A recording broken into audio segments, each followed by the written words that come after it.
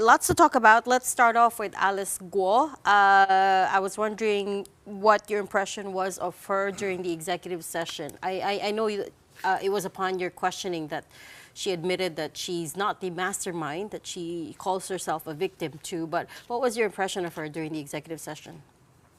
Well, we may not have gotten what we wanted, no, yet, no, but I think it's already an icebreaker.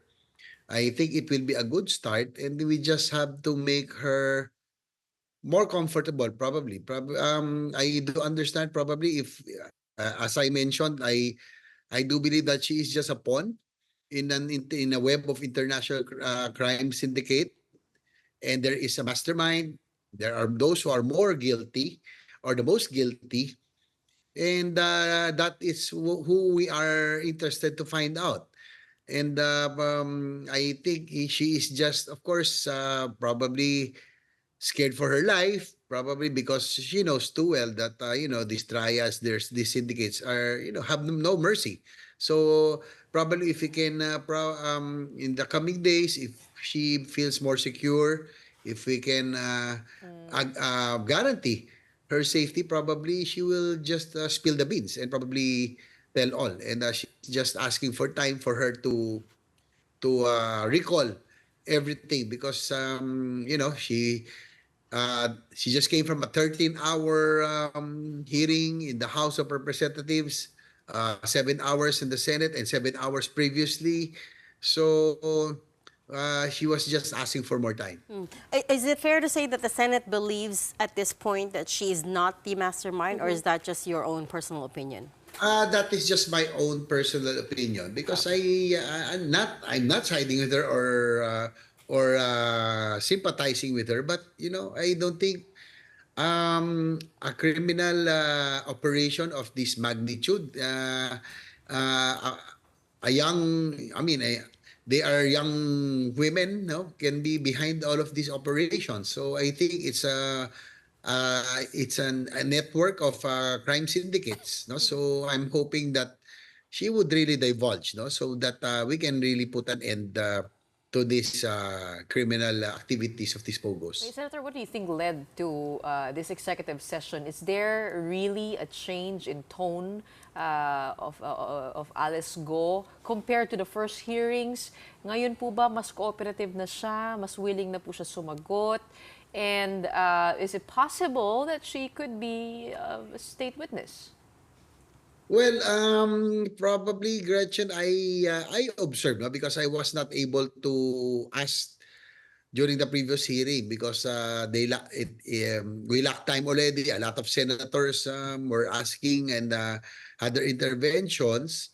But I noticed that whenever she is being badgered, she doesn't the more that she no, she does not talk, no. So I that's why when I had a chance, I tried a more diplomatic or a friendlier approach, so to speak, by talking to her. And I think she only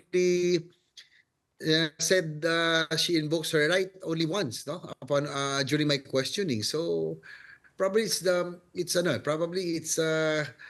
sabi ko nga pulutan na siya ng ng ilang linggo na, no, ng both houses. So probably it's just she's just human. So probably if you talk to her nicely, probably that's the reason why she was able to give a lot of information, at least, no, when I was questioning her.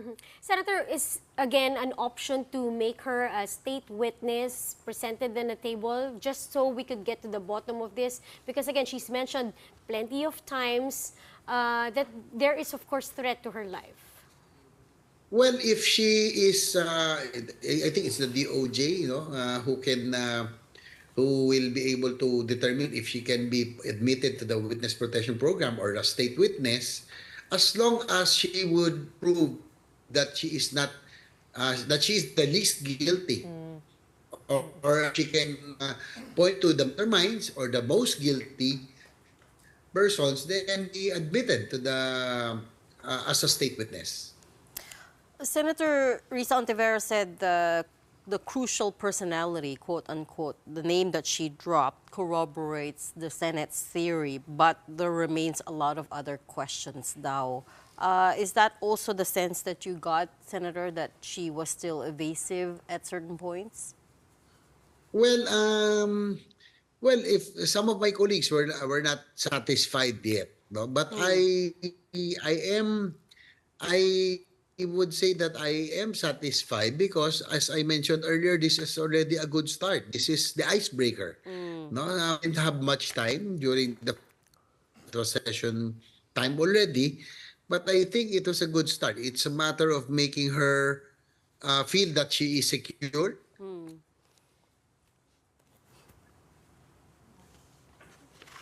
Looks like we got caught.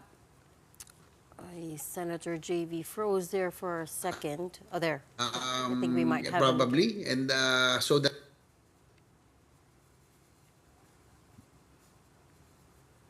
Sen JV, do we have you? Yes. Okay. Yes. Sorry, we lost you for a little bit there. Go on, please.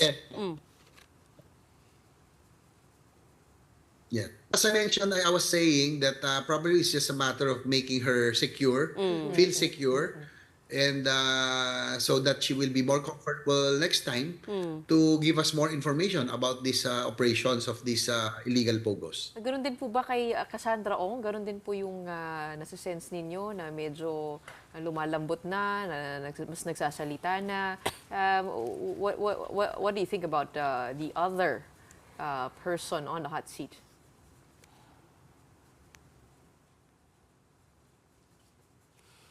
I think we can assure, as I mentioned, as long as we can assure their safety and they can feel more secure.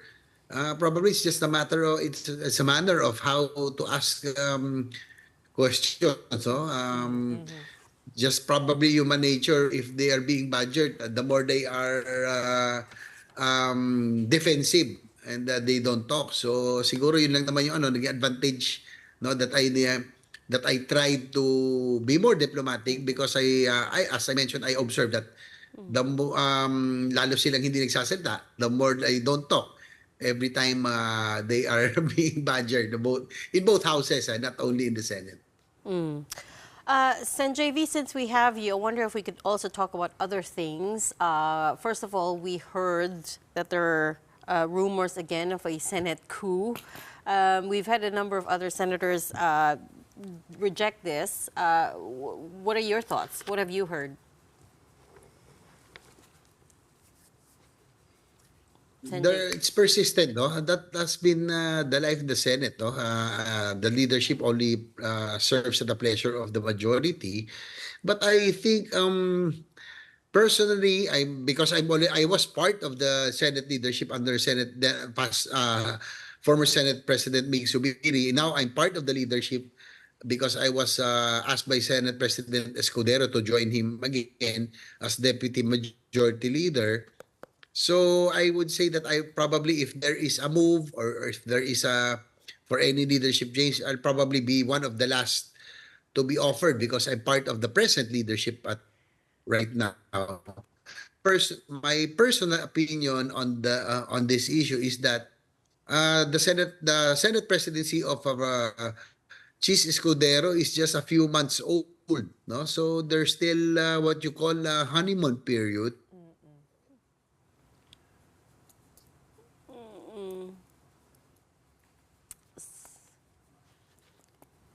Sen JV. Again, any compelling reason to have a leadership change at this time. Sorry, we lost you for a little bit there, Sen JV. I wonder if you could recap again what you said about what you felt about the Senate leadership of Chis Escudero. If you could just quickly recap it for us, because we lost you for a little bit. Yes, I think at this time it's still very early. The Senate presidency of Chis Escudero is just a few months old, and there's a sort of a honeymoon period, and people would tend to give him a chance to prove his worth. So unless there is a scandal or any compelling reason for a leadership change, then then that's the only time that there will be that it would gain ground. But as of this time, I think Senate President Escudero is doing quite quite okay, no, quite well, because he's hands-on, and we have passed quite a lot in the past few weeks. Senator, nagkasagutan si Senator Alan, pati si Senator Mig Zubiri. Were you there? I saw you try to Siya referee. yung referee sa gitna nilang dalawa. Buti na lang na doon po kayo, Senator. Napakaganda Yes, po ng timing niyo. I was the smiling referee. So, well, it was well, it goes to show that that's democracy for you, no? All of us, all 24 senators we have our own opinions, we have our own views on different issues, on different matters. And sometimes we are just human, that there are issues that we are attached with or we become emotional. So probably it's just that the emotions got the better of former Senate President Mig Zubiri and Senator Alan Cayetano last night. But bottom line is all is well that ends well, and probably it's just a misunderstanding on both of them. And they actually patched up, and they were able to talk again last night. No? So also well that ends well. Okay. Well, we're glad that.